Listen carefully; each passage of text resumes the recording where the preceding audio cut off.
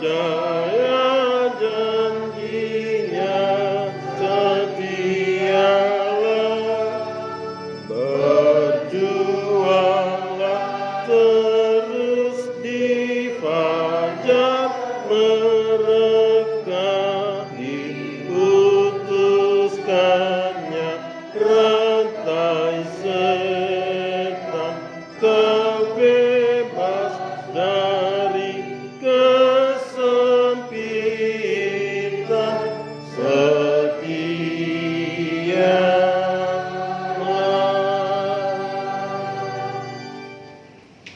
Mari kita bersatu di dalam doa.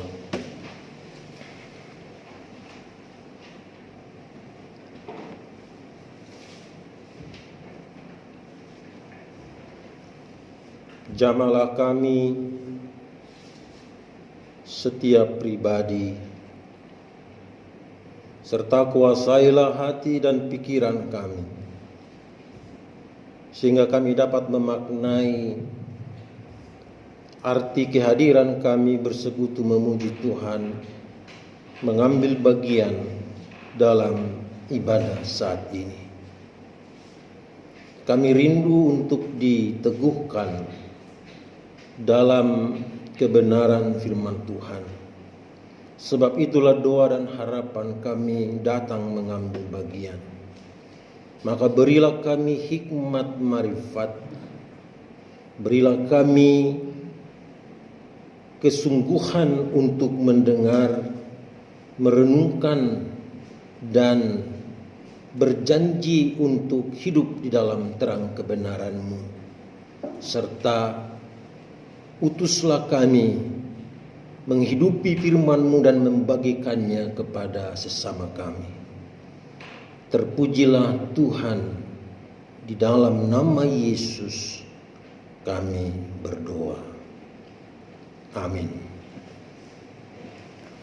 Bapak Ibu Saudaraku yang kekasih dalam Tuhan, pembacaan firman Tuhan dalam Minggu Pentakosta yang ke-16 hari ini terambil dari surat Paulus kepada jemaat di Filipi. Pembacaannya pada pasal 1 dimulai dari ayat 21 sampai dengan 30.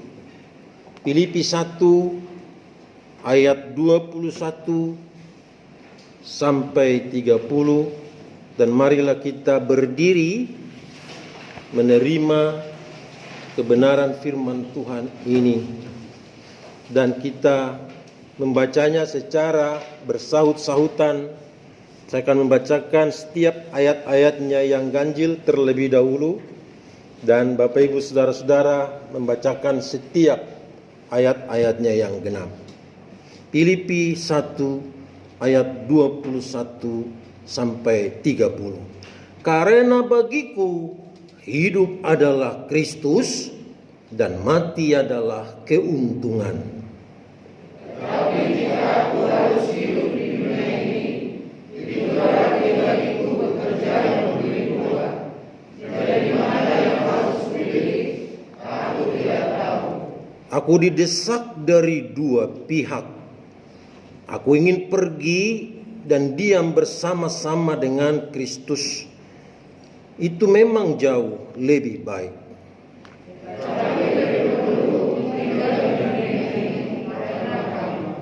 Dan dalam keyakinan ini, tahulah aku akan tinggal dan akan bersama-sama lagi dengan kamu sekalian, supaya kamu makin maju dan bersukacita dalam iman.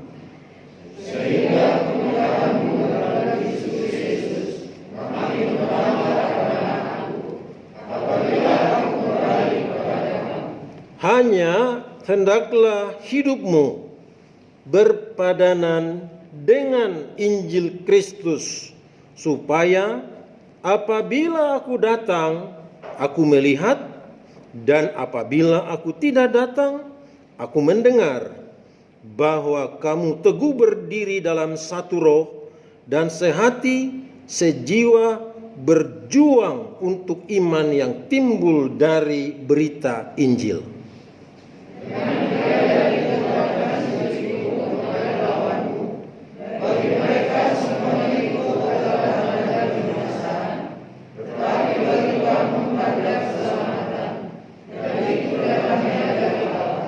Sebab kepada kamu dikaruniakan bukan saja untuk percaya kepada Kristus, melainkan juga untuk menderita untuk Dia.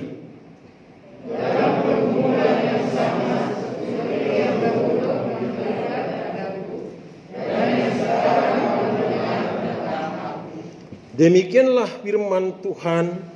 Terpujilah Tuhan Yesus Kristus. Yang berbahagia ialah mereka yang mendengarkan firman Allah dan yang memeliharanya. Kita nyanyikan bersama haleluya. Haleluya. Haleluya. Haleluya.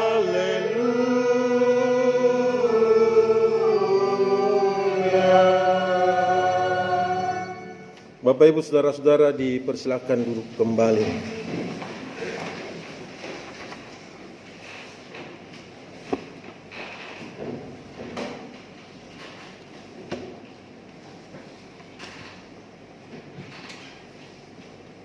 Setiap kelahiran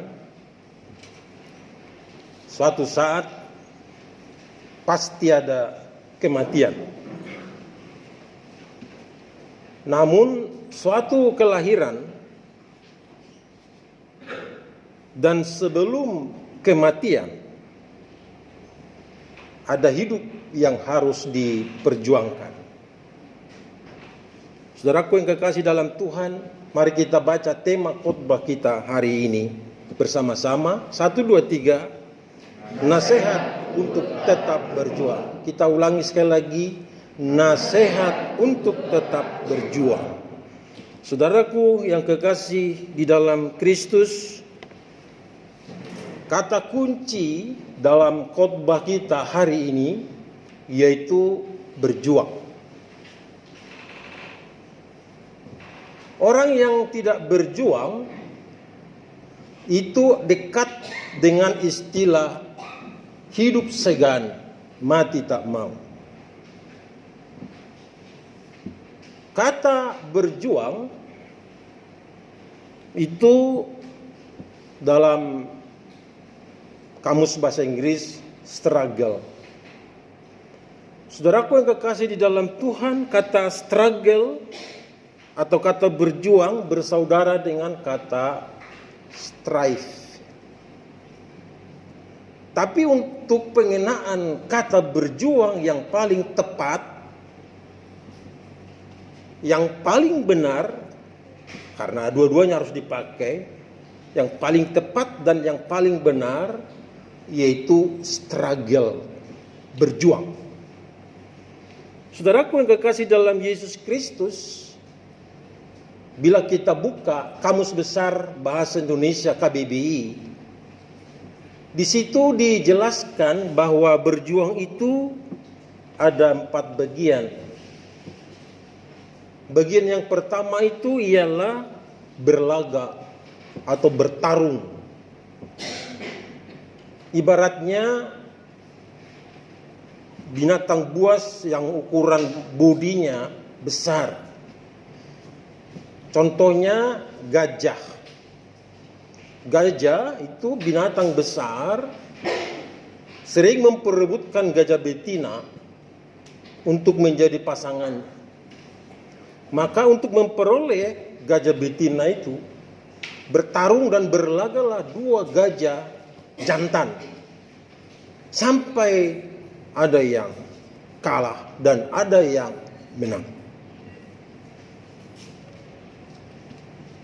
Berjuang untuk memperoleh kemenangan, dia harus mempunyai ketangkasan atau tenaga atau otot. Bahasa kerennya itu power. Kemudian yang kedua, kata berjuang menurut KBBI ini ialah memperebutkan sesuatu dengan berperang atau dengan berkelahi.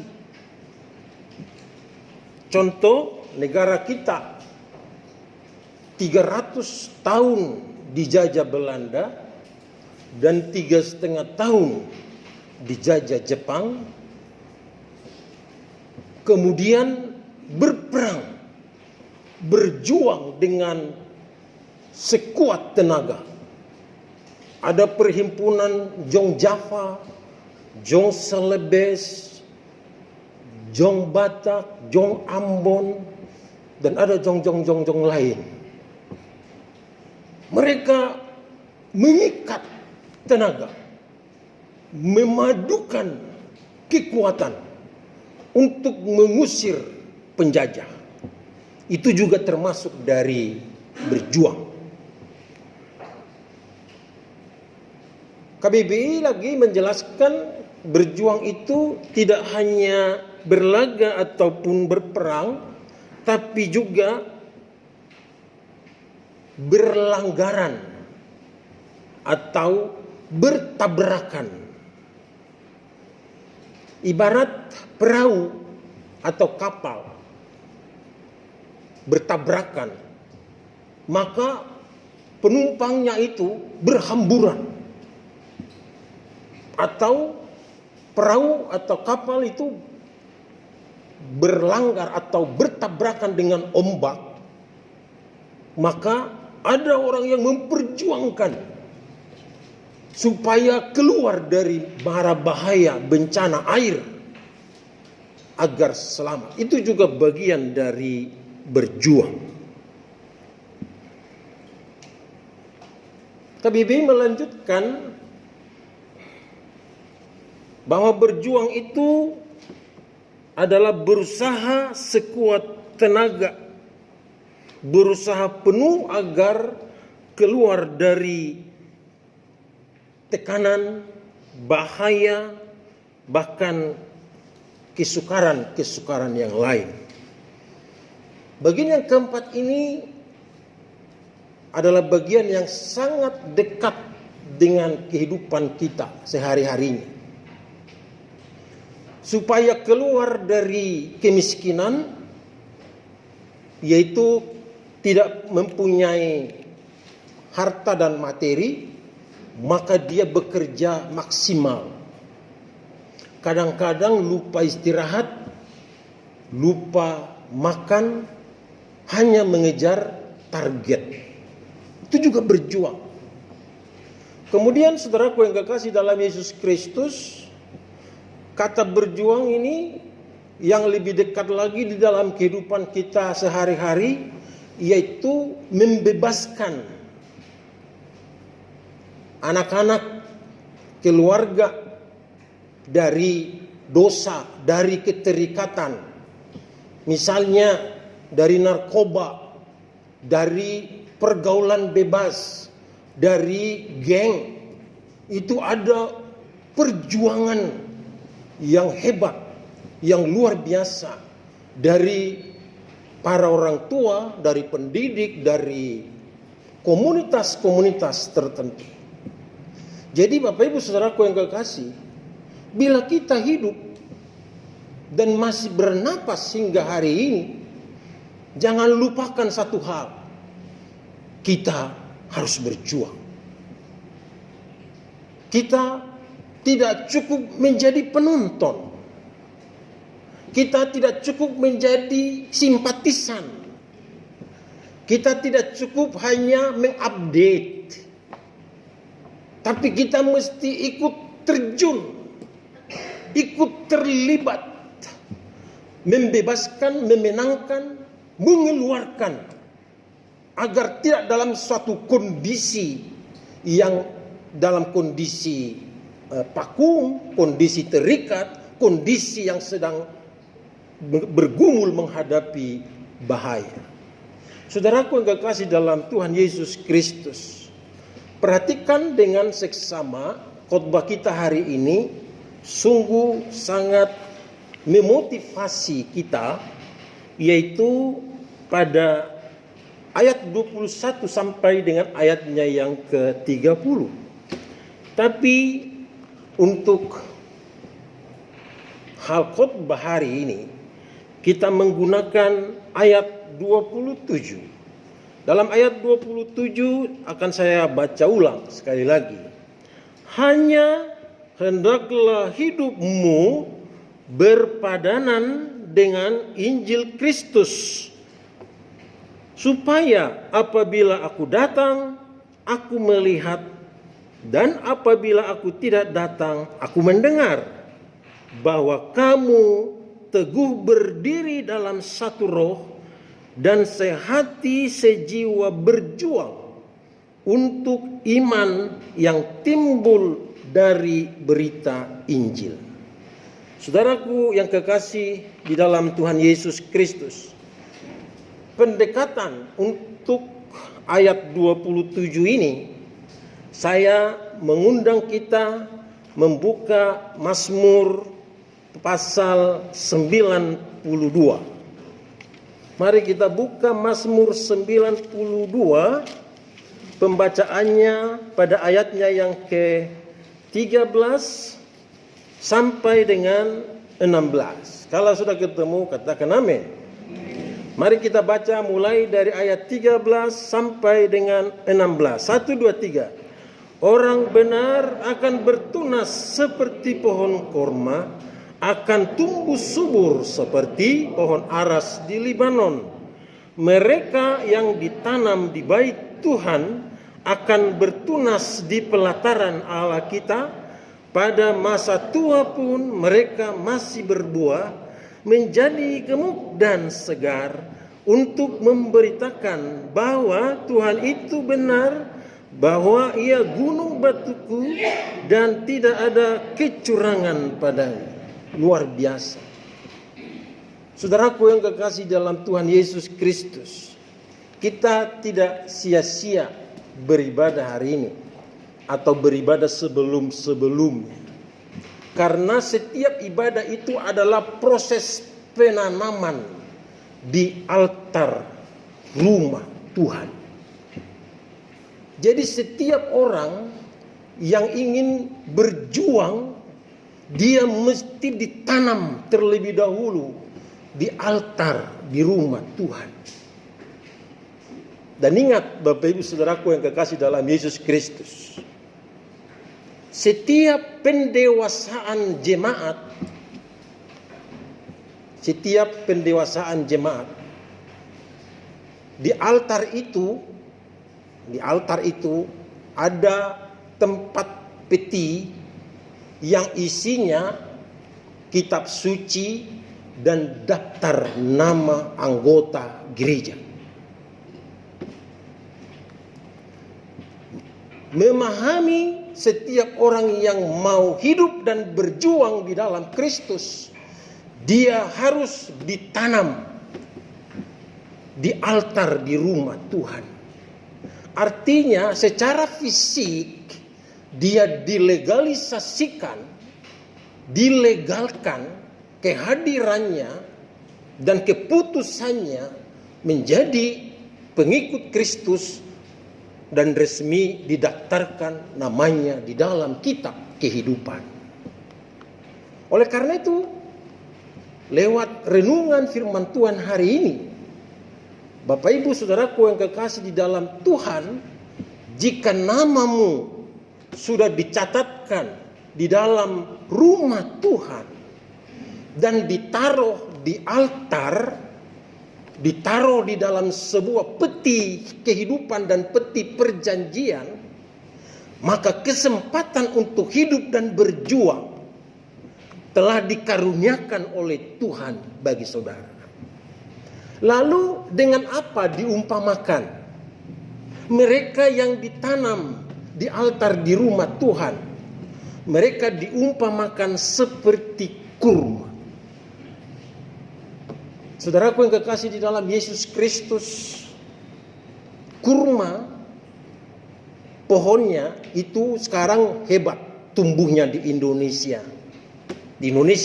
Karena pH tanah di Indonesia menerima segala jenis tumbuhan yang ada di dunia ini. Dan kalau kita ahli biologi atau ilmu pengetahuan alam, Indonesia ini kekayaannya ialah dapat tumbuh segala tanaman yang ada di dunia. Tapi karena kita hari ini dari Mazmur 92 belajar dari firman Tuhan yang mengibaratkan bahwa orang yang hidup dan yang berjuang yang ditanam di altar Tuhan diibaratkan dengan kurma. Maka penjelasannya sebagai berikut. Pohon kurma buahnya itu ditanam di gurun pasir. Di gurun pasir udaranya panas. Gurun pasir tandus. Itu kurma. Terus dia ditanam, ditutup dengan batu. Saudaraku yang kekasih dalam Tuhan, ini memberikan makna apa ya? Sudah udaranya panas, kemudian tanahnya tandus, lalu ditutup lagi dengan batu. Ternyata setelah diadakan penelitian, ternyata pohon kurma itu dia mesti menembus 2-3 meter ke bawah akarnya supaya dia dapat udara dan dapat air. Setelah dapat udara dan air, maka kurma sudah punya akar. Punya akar otomatis punya kekuatan. Dan kekuatannya yang pertama ialah mendobrak batu yang menutup dia di atas. Itulah tantangan yang harus dikalahkan dari sebuah bentuk tanaman yang masih belum kelihatan. Belum kelihatan. Karena dia di bawah. Kalau kita kelihatan. Begitu terang matahari kelihatan. Malam juga. Kalau ada listrik kelihatan. Tapi soal hidup dalam tantangan, suka kita nggak kelihatan. Kalau kurma nggak kelihatan. Tapi ketika menghadapi tantangan, oh mereka. Bagian yang kedua, kurma. Bapak Ibu Saudaraku yang kekasih dalam Tuhan. Begitu mereka kelihatan, maka pohon kurma ini tahan cuaca, tahan badai, tidak mau tumbang dan tidak mau roboh. Biasanya badai di gurun pasir itu mengikis habis pasir, menumpukkan di tempat yang lain. Tapi pohon kurma bila ada tumbuh di situ, maka pasirnya yang pergi, pohon kurmanya tetap teguh berdiri. Karena apa? Dia sanggup memperjuangkan dirinya terhadap badai dan terhadap gangguan atau bencana yang menghadang sekalipun. Berikutnya, pohon kurma ini bila berbuah rasanya manis.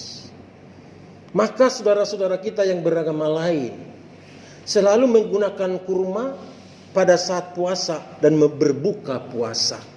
Karena apa? Begitu mengkonsumsi buah kurma, dia dapat mengatasi namanya dehidrasi dan penyakit mah. Karena orang yang berpuasa tidak makan dan tidak minum. Hasil yang dicapai oleh pohon kurma dengan buahnya tidak hanya sekedar mengenyangkan, tapi juga menyehatkan. Jadi ibu bapak saudaraku yang kekasih dalam Yesus Kristus, sekali lagi pemberitaan firman Tuhan hari ini, nasihat untuk berjuang, itu sangat kita banget. Itu sangat gereja banget. Itu sangat bagi iman yang mau bertumbuh dan percaya dan mau diberkati oleh Tuhan. Maka setiap kita yang sudah ditanam di altar di rumah Tuhan harus hidup di dalam kebenaran. Tidak boleh hidup di dalam kepalsuan. Tidak boleh hidup di dalam kebohongan.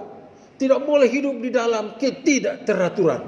Karena orang yang hidup di dalam kebenaran adalah orang yang tertib dan menjadi murid dalam Kristus.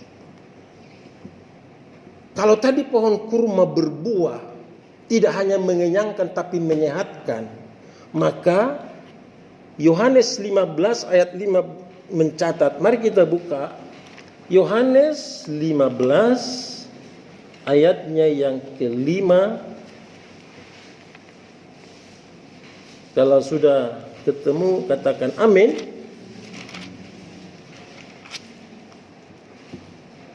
Baik. Kita baca bersama-sama Yohanes 15 ayat 5. 1, 2, 3. Akulah pokok anggur dan kamulah ranting-rantingnya. Barang siapa tinggal di dalam aku dan aku di dalam dia, ia berbuah banyak. Sebab di luar aku kamu tidak dapat berbuat apa-apa. Ayat ini jawaban bagi kita. Dalam kehidupan biologis, orang yang tidak berketurunan dikatakan mandu. Kemudian orang yang bersatu di dalam Yesus Kristus pokok anggur yang benar, dia tidak mandu, tapi dia berbuah banyak. Ibu bapak saudaraku yang kekasih dalam Yesus Kristus, mereka yang berjuang tidak pernah melihat ke kiri dan ke kanan siapa yang sudah berbuah dan siapa yang sudah berbuat. Orang yang sudah hidup di dalam perjuangan pasti berbuah dan buahnya banyak. Ada dua istilah yang dipakai Alkitab untuk sebutan kita yang ditanam di altar di rumah Tuhan. Perjanjian lama mengatakan kita seperti kurma, dan perjanjian baru yaitu Injil mengatakan bahwa kita seperti pokok anggur yang benar. Kedua istilah ini adalah yang melekat dengan panggilan suci kita sebagai jiwa dan sebagai pribadi yang dipersekutukan oleh Tuhan. Maka gereja yang kita diami ini adalah tempat orang-orang yang sudah berjuang dan sedang berjuang. Dan mereka yang sedang dan sudah berjuang, dia berbuah. Buahnya itu dicatat di perjanjian lama, juga dicatat di dalam perjanjian baru. Ialah buah kebenaran. Saudaraku yang kekasih dalam Tuhan Yesus Kristus, hari ini kita mendengar dari warta jemaat secara lisan, karena belum tertulis dari sejak hari Jumat, yaitu mantan ketua Sinode GKO 4 periode sejak tahun 1979 sampai dengan 1999. Dia punya kesempatan berjuang dan berbuah sebagai perintis dan pendiri GKO. Tadi malam jam 3 pagi menghembuskan napasnya yang terakhir. Jam 00:04 kami semua para pendeta dikabari di WhatsApp dan melakukan doa reli kepada almarhum karena dirawat di rumah sakit Hermina Depok. Saudaraku yang kekasih dalam Yesus Kristus, hari ini jam 2 ada penghormatan dan pelayanan terakhir bagi almarhum yang sudah berjuang dan memberikan buah baik secara gerejawi maupun secara organisatoris pelayanan gerejawi di GKO, di gereja kita. Kita yang ada di Babelan ini adalah bagian dari perjuangan doa beliau yang meresmikannya sekian tahun yang lalu dan saya secara pribadi, pendeta yang sudah 27 tahun melayani, dia juga yang mentabiskan sebagai pendeta. Mereka yang sudah berjuang dan berbuah, dia adalah sebagai pemenang. Pemenangan yang dibawa di dalam struktur organisasi dan pelayanan di dalam GKO, sehingga GKO sudah merayakan hari ulang tahunnya yang ke-41 pada bulan Agustus di saat COVID Corona, wabah pandemi melanda dunia dan melanda Indonesia. Saudaraku yang kekasih dalam Tuhan Yesus Kristus, bila hari ini kita memperoleh kebenaran dari firman Tuhan, pada waktu ada atau pada waktu tidak melihat, dapat dibuktikan bahwa setiap orang yang ditanam di altar di rumah Tuhan, dia adalah pejuang dari Tuhan. Kita harus menjadi pejuang dalam diri kita, dalam rumah tangga kita, dalam klan kita, dalam institusi kita, dalam gereja kita sebagai kerajaan Allah. Jangan berpangku tangan dan jangan malu jadi hidup. Hiduplah dengan perjuangan-perjuangan yang sungguh, yang menghasilkan buah yang baik, buah yang bernas, buah yang banyak, sehingga dunia mengetahui ketika Tuhan menempatkan kita, itu menjadi kesempatan yang terpenting bagi kita berbuah di hadapan hadirat-Nya. Sehingga dikatakan dalam ayat 21. Ayat 20, Filipi 1 ayat 21. Ini menarik banget karena dikatakan di situ, karena bagiku hidup adalah Kristus dan mati adalah keuntungan. Hidup yang sudah berpadanan di dalam Kristus, dibangun di dalam Kristus, ditanam di dalam Kristus, dia memiliki sinar terang, tanggung jawab yang besar, dan hasil yang luar biasa. Tetaplah berjuang, sebab yang memanggil kita dan menetapkan kita adalah Yesus Kristus Tuhan. Amin. Mari kita bernyanyi dengan Kidung Jemaat 446 bait ketiga dan keempat.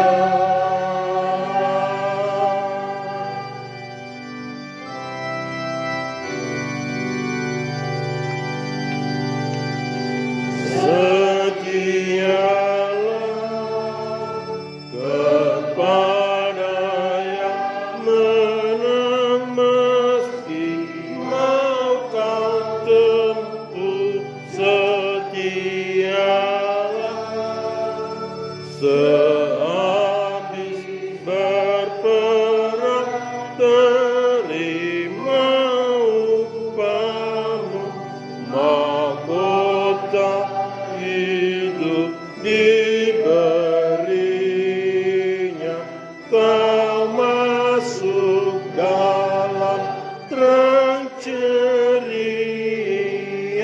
setia.